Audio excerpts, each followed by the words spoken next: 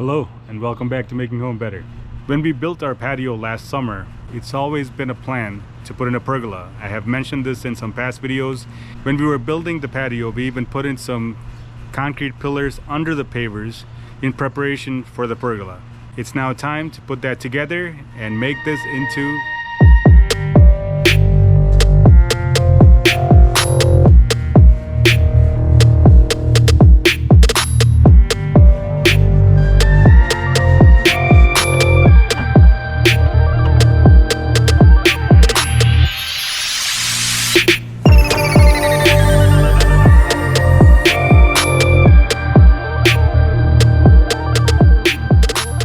lots of plans for the backyard, so please stay subscribed so that you can stay up to date. Once the pergola is done, we'll be enclosing the gas grill into an outdoor kitchen as well early next year. Let's take a look at the journey in creating the pergola. As mentioned already, we had a rough idea on the size of the pergola when we built the patio a year ago. The footings that we poured during the build kind of determined the rough dimensions of the pergola we could build. Over the next 6 months to a year after the footings were poured, I tried to create and refine the plans based on a few main criteria. Dimensions of the footings, having a modern design to the pergola rather than the usual ones that you normally see, making the build process as simple as possible for a DIYer with minimal experience like me. The first version of the pergola looked modern and was slightly bigger, but I was not too comfortable with the structural integrity of it, and it was a bit too big for our space. I am glad to say that I was able to accomplish all of my goals with a slightly modified version 2. The dimensions and details of the pergola are in the SketchUp drawings. Feel free to pause the video and take some screenshots and modify it as you see fit. This might be an intimidating project, but it's certainly not a hard one and can be accomplished with minimal skill level and tools. I will be sure to leave more details in the description, including affiliate links to the tools and hardware I am using for this project. The build process started with a visit to several local lumber and hardware stores to price out the materials. After doing some research, I settled on using cedar for the pergola because of the look it provides and its natural properties to stand up against the weather changes that happen here in the Midwest. Based on pricing and the quality of materials, I settled on Harry's Lumber in Chicago to source my supplies. They were also very helpful in looking over my design and suggesting a few tweaks to make it even sturdier. All the local lumber yards I visited had employees with lots of knowledge and the willingness to help a DIYer. I would suggest this as a tip to anyone attempting this sort of a project. To keep with the minimal look, I also used Simpson strong tie hardware for the most part. You will see this throughout the video, and I will also leave a link to these items in the description. I started the build process by marking the patio for the pergola posts, based on the layout I had from the footers we poured. When contracting the pergola, I had negotiated for the hardscape contractors to come back to pop the stones for me and to also help me to add the post base and put the patio stones back around the post. I am very happy that I had this help, as this was one of the most difficult portions of the build. Even for these professionals, it took a lot of effort to pop the stones. It was so difficult that we ended up just breaking a few of the neighboring stones and replacing them with new ones. A big thank you once again to NL Landscaping for helping me with this process. The posts of the pergola are secured to the concrete footers we poured. These footers go 48 inches deep to get to the freeze line. These are secured using Simpson strong tie post base and anchored to the ground using 5/8 inch wedge anchors. There is a cover that sits on top of the anchor that gives the post a separation from the concrete. This is so that the post has a separation from the ground where the water may pool. Por dentro.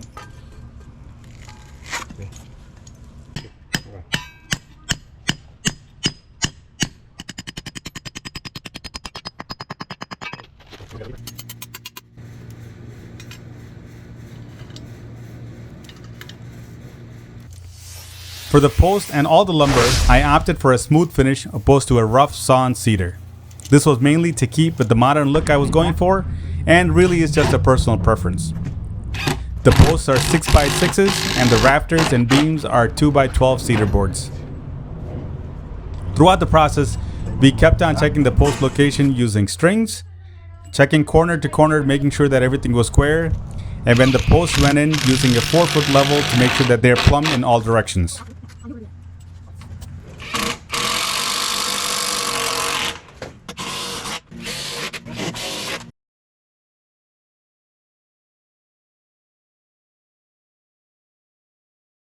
Figuring out how to set the beams level on the post was a process that I gave a lot of thought to. Since the patio itself is pitched towards the middle and away from the house for proper drainage, I couldn't just measure the same height from the ground on each of the posts, as this would mean that the beams and rafters would also be pitched like the patio.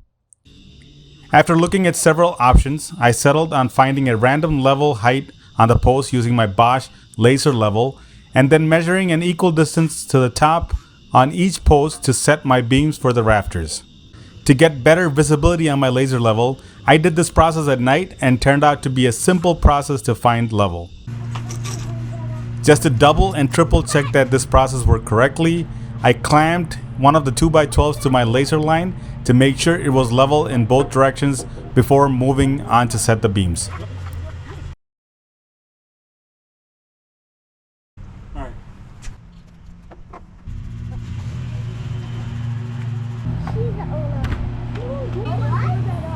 My design called for the beams to be rabbeted into the post and then screwed in using structural screws. This was done for strength and for a clean look. Spoiler alert, you will later see in the video that this turned out to be a dado and not a rabbet. Again, a design choice. I had been looking to upgrade my circular saw to a cordless model for some time, and this project was the perfect excuse to pull the trigger. I ended up going with the Bosch Pro Factor model, which to me seemed like a good choice and could even be considered as a poor man's track saw. I have seen many YouTube videos where a circular saw is used to make multiple cuts and then breaking up the pieces, followed by a chisel to clean up the dado. This was a first for me and was a satisfying process, minus being on the ladder to do so. I started and ended the cut using a straight guide, clamped to the post, and freehanded the rest. The number of cuts I took in the process was probably overkill, but I really wanted a clean look and was hoping that the additional cuts helped with that.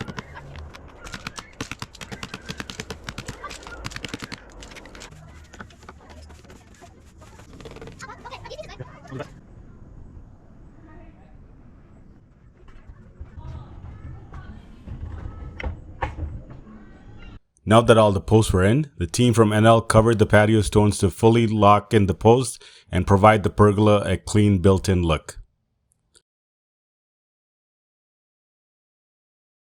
The 2x12s in general were in good shape, but I did go through them to find the best looking boards for the outside beams. I also decided to have a mitered corner for the 2x12 beams to give a clean modern look. To make sure that these come together as perfect as possible, I used my miter saw to cut the 45s. After making the first 45-degree cut, I did a dry fit of the beams on the post to mark for the 45s on the other end and to check for level. To attach the beams to the post, I used the 3.5-inch structural screws along with the Simpson strong tie washers. I was also careful to pre-drill for the screws to make sure that the 2x12s do not develop any cracks or splits during the process. When attaching the next beam, I used some wood glue on the corners to ensure that the joints stay closed through the seasons. Zoom out a little bit, don't get...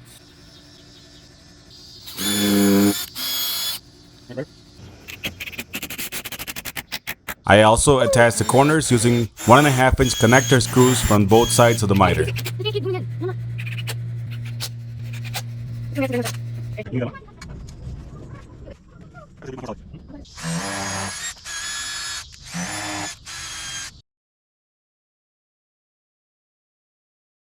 My original plan called for a single beam to support all the rafters for the pergola. As the build progressed, I didn't feel comfortable with this and decided to double up and sister the 2x12s to give for a stronger beam for the rafters to get attached to. I used my Bosch laser measure to get exact width of the 2x12s needed to sister the beams.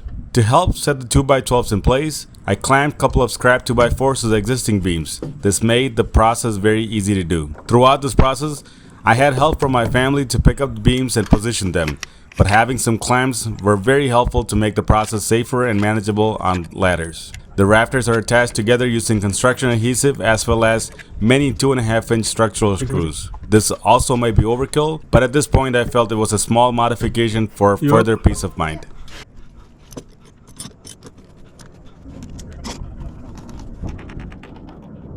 I used an angle bracket from Simpsons to tie in the beams to the post. Again, likely not necessary, but can't hurt. Using these angle brackets were always the plan, but when having the 2x12 sistered, this did not leave too much room on the post, but just enough to put in a 2.5-inch structural screw. I drew some layout lines on the beams to help with the spacing of the rafters. I also created a template to ensure that the spacing between the rafters stayed consistent. This was very helpful, and I actually created several templates throughout the process of building the pergola to help whenever there was a repetitive measurement needed. Once I knew the rafter locations, I secured the two beams using 2.5-inch structural screws, ensuring that none of them fell on the rafter location.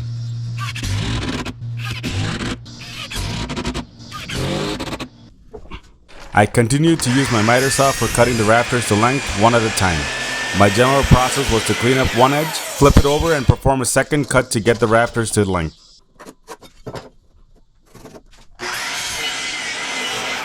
Before getting too far ahead, I wanted to add some hooks to the inside of the beams to allow for me to hang string lights in the future. Once the rafters go up, I won't have enough space to get my drill in there without a right angle attachment, which I don't have. Since I was not able to find any black hooks, I just spray painted the ones I could find to black.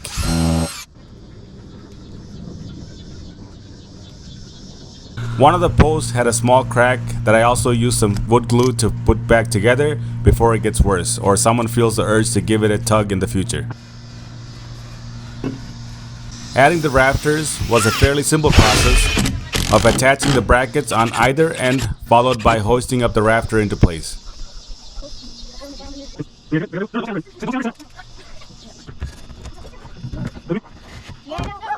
The bracket is both attached to the beams and the rafters using the suggested amount of 1.5 inch screws from Simpsons. The number of screws varies depending upon the rafter size, so please refer to Simpsons' website for your specific bracket. We went late into one night getting the first rafter in place and then followed up the next day with the rest.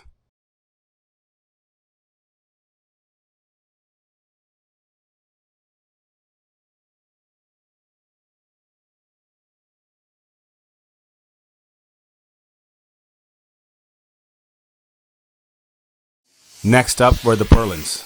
These are also cedar 2x2s, and I secured them to the rafter using screws. Given they are 2x2s, they had more imperfections, and to keep everything straight, we pretty much secured them to every rafter.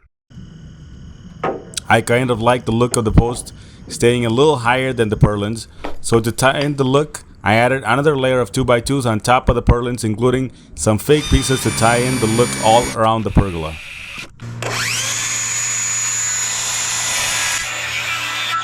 At this point, we had the final height of the pergola post, and I used a circular saw and a Japanese pull saw to cut it to length.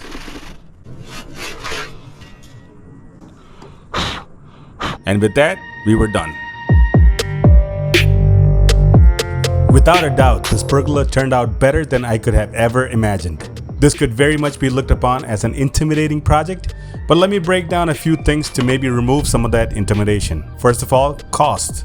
I had spoke to my patio contractor as well as several other companies to get rough quotes, and they came in between $12,000 and $18,000 for my design. My costs were roughly $5,000 in lumber costs, and remember, this is in 2022 when the prices were super high for lumber. My design also called for a lot of hardware, and that in total cost me around $1,000, bringing in the total cost to be roughly $6,000 US.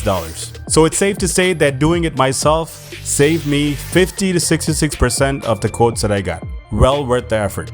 That leads to the second concern, the intimidation of building such a project. This was a big factor for me and the reason why I spent roughly a year going over the design. After finishing the project, I can say that this is actually a much simpler project than many of the other projects that I've done, such as building a shed, which is also on this channel. The big pieces of lumber can be a bit hard to manage at times, but it's a fairly easy build otherwise.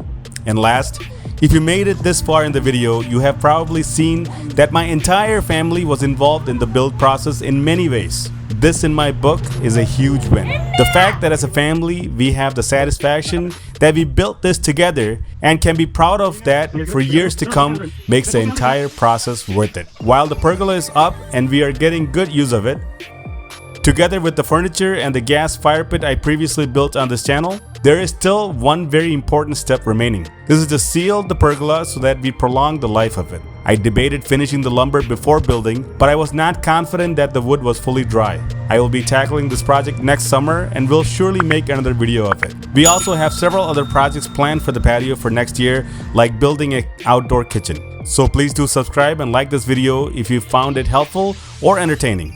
Good luck with your build and thank you for watching.